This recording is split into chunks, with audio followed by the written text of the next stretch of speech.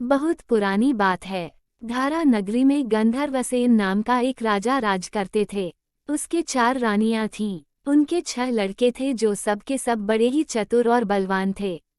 संयोग से एक दिन राजा की मृत्यु हो गई और उनकी जगह उनका बड़ा बेटा शंख गद्दी पर बैठा। उसने कुछ दिन राज किया, लेकिन छोटे भाई विक्रम ने उसे मार डाला और स्वयं राजा बन बैठा। उसका राज्य दिनों दिन बढ़ता गया और वह सारे जम्बूद्वीप का राजा बन बैठा। एक दिन उसके मन में आया कि उसे घूमकर सैर करनी चाहिए और जिन देशों के नाम उसने सुने हैं उन्हें देखना चाहिए। सो वह गद्दी अपने छोटे भाई भर्तृहरि को सौंपकर योगी बनकर राज्य से निकल पड़ा। उस नगर में एक ब्राह्मण तपस्या करता था। एक दिन देवता ने प्रसन्न होकर उसे एक फल दिया और कहा कि इसे जो भी खाएगा वह अमर हो जाएगा। ब्राह्मण ने वह फल लाकर अपनी पत्नी को दिया और देवता की बात भी बता दी। ब्राह्मणी बोली, हम अमर होकर क्या करेंगे, हमेशा भीख मांगते रहेंगे, इससे तो मरना ही अच्छा है। तुम इस फल को ले जाकर राजा को दे आओ और बदले में कुछ धन ले आओ। ये सुनकर ब्राह्मण फल लेकर राजा भर्तृहरि के पास गया और सारा हाल कह सुनाया। भर्तृहरि ने फल ले लिया और ब्राह्मण को 1 लाख रुपये देकर विदा कर दिया। भर्तृहरि अपनी एक रानी को बहुत चाहता था। उसने महल में जाकर वह फल उसी को दे दिया। रानी की मित्रता शहर कोतवाल से थी। उसने वह फल कोतवाल को दे दिया। कोतवाल एक वेश्या के पास जाया करता था। वह उस फल को उस वेश्या को दे आया। वेश्या ने सोचा कि यह फल तो राजा को खाना चाहिए। वह उसे लेकर राजा भर्तृहरि के पास गई और उसे दे दिया। भर्तृहरि ने उसे बहुत सा धन दिया, लेकिन जब उसने फल को अच्छी तरह से देखा तो पहचान लिया। उसे बड़ी चोट लगी, पर उसने किसी से कुछ कहा नहीं। उसने महल में जाकर रानी से पूछा कि तुमने उस फल का क्या किया। रानी ने कहा, मैंने उसे खा लिया। राजा ने वह फल निकालकर दिखा दिया। रानी घबरा गई और उसने सारी बात सच सच कह दी। भर्तृहरि ने पता लगाया तो उसे पूरी बात ठीक ठीक मालूम हो गई। वह बहुत दुखी हुआ। उसने सोचा, ये दुनिया माया जाल है, इसमें अपना कोई नहीं। वो फल लेकर बाहर आया और उसे धुलवाकर स्वयं खा लिया। फिर राजपाट छोड़ योगी का भेष बना जंगल में तपस्या करने चला गया। भर्तृहरि के जंगल में चले जाने से विक्रम की गद्दी सूनी हो गई। जब राजा इंद्र को ये समाचार मिला तो उन्होंने एक देव को धारा नगरी की रखवाली के लिए भेज दिया। वह रात दिन वहीं रहने लगा। भर्तृहरि के राजपाट छोड़कर वन में चले जाने की बात विक्रम को मालूम हुई तो वह लौटकर अपने देश में आया। आधी रात का समय था। जब वह नगर में घुसने लगा तो देव ने उसे रोका। राजा ने कहा, मैं विक्रम हूँ, यह मेरा राज है, तुम रोकने वाले कौन होते? देव बोला, मुझे राजा इंद्र ने इस नगर की चौकसी के लिए भेजा है। तुम सच्चे राजा विक्रम हो तो आओ, पहले मुझसे लड़ो। दोनों में लड़ाई हुई। राजा ने जरा सी देर में देव को पछाड़ दिया। तब देव बोला, हे राजन, तुमने मुझे हरा दिया, मैं तुम्हें जीवन दान देता हूँ। इसके बाद देव ने कहा, राजन, एक नगर और एक नक्षत्र में तुम 3 आदमी पैदा हुए थे। तुमने राजा के घर में जन्म लिया, दूसरे ने तेली के और तीसरे ने कुम्हार के।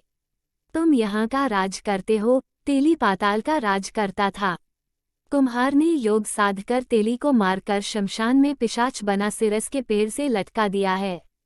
अब वो तुम्हें मारने की फिराक में है, उससे सावधान रहना। इतना कहकर देव चला गया और राजा महल में आ गया।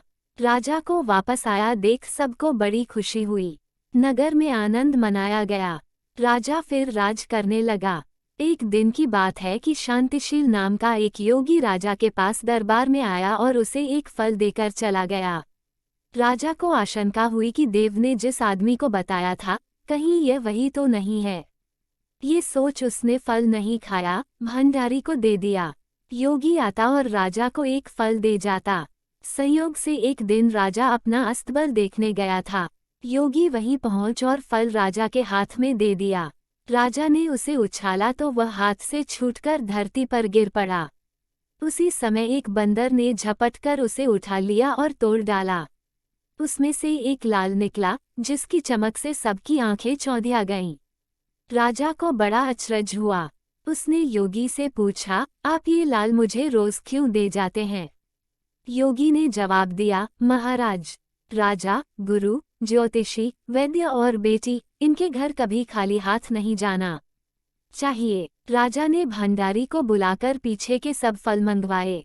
तुड़वाने पर सब में से एक एक लाल निकला। इतने लाल देखकर राजा को बड़ा हर्ष हुआ। उसने जौहरी को बुलवाकर उनका मूल्य पूछा। जौहरी बोला, महाराज, ये लाल इतने कीमती हैं कि इनका मोल करोड़ों रुपयों में भी नहीं आंका जा सकता। एक एक लाल एक एक राज्य के बराबर है। ये सुनकर राजा योगी का हाथ पकड़कर गद्दी पर ले गया। बोला, योगी राज, आप सुनी हुई बुरी बातें दूसरों के सामने नहीं कही जाती। राजा उसे अकेले में ले गया। वहां जाकर योगी ने कहा, महाराज, बात यह है कि गोदावरी नदी के किनारे मसान में मैं एक मंत्र सिद्ध कर रहा हूँ। उसके सिद्ध हो जाने पर मेरा मनोरथ पूरा हो जाएगा। तुम एक रात मेरे पास रहोगे तो मंत्र सिद्ध हो जाएगा। एक दिन रात को हथियार बांधकर तुम अकेले मेरे पास आ जाना। राजा ने कहा, अच्छी बात है। इसके उपरांत योगी दिन और समय बताकर अपने मठ में चला गया। वह दिन आने पर राजा अकेला वहां पहुंचा। योगी ने उसे अपने पास बिठा लिया। थोड़ी देर बैठकर राजा ने पूछा, महाराज, मेरे लिए क्या आज्ञा है? योगी ने कहा, राजन, यहाँ से दक्षिण दिशा में 2 कोस की दूरी पर मसान में एक सिरस के पेड़ पर एक मुर्दा लटका है। उसे मेरे पास ले आओ, तब तक मैं यहाँ पूजा करता हूँ। ये सुनकर राजा वहां से चल दिया। बड़ी भयंकर रात थी। चारों ओर अंधेरा फैला था। पानी बरस रहा था। भूत प्रेत शोर मचा रहे थे। सांप आकर पैरों में लिपटते थे। लेकिन राजा हिम्मत से आगे बढ़ता गया। जब वह मसान में पहुंचा तो देखता क्या है कि शेर दहाड़ रहे हैं, हाथी चिंघाड़ रहे हैं, भूत प्रेत आदमियों को मार रहे हैं। राजा बेधड़क चलता गया और सिरस के पेड़ के पास पहुंच गया। पेड़ जड़ से फुनगी तक आग से दहक रहा था। राजा ने सोचा, हो न हो, ये वही योगी है जिसकी बात देव ने बताई थी। पेड़ पर रस्सी से बंधा मुर्दा लटक रहा था। राजा पेड़ पर चढ़ गया और तलवार से रस्सी काट दी। मुर्दा नीचे गिर पड़ा और दहाड़ मार मार कर रोने लगा। राजा ने नीचे आकर पूछा, तू कौन है? राजा का इतना कहना था कि वह मुर्दा खिलखिलकर हंस पड़ा। राजा को बड़ा अचरज हुआ। तभी वह मुर्दा फिर पेड़ पर जा लटका। राजा फिर चढ़कर ऊपर गया और रस्सी काट मुर्दे का बगल में दबा नीचे आया। बोला, बता, तू कौन है? मुर्दा चुप रहा। तब राजा ने उसे एक चादर में बांधा और योगी के पास ले चला। रास्ते में वह मुर्दा बोला, मैं बेताल हूँ। तू कौन है और मुझे कहाँ ले जा रहा है? राजा ने कहा, मेरा नाम विक्रम है। मैं धारा नगरी का राजा हूँ। मैं तुझे योगी के पास ले जा रहा हूँ।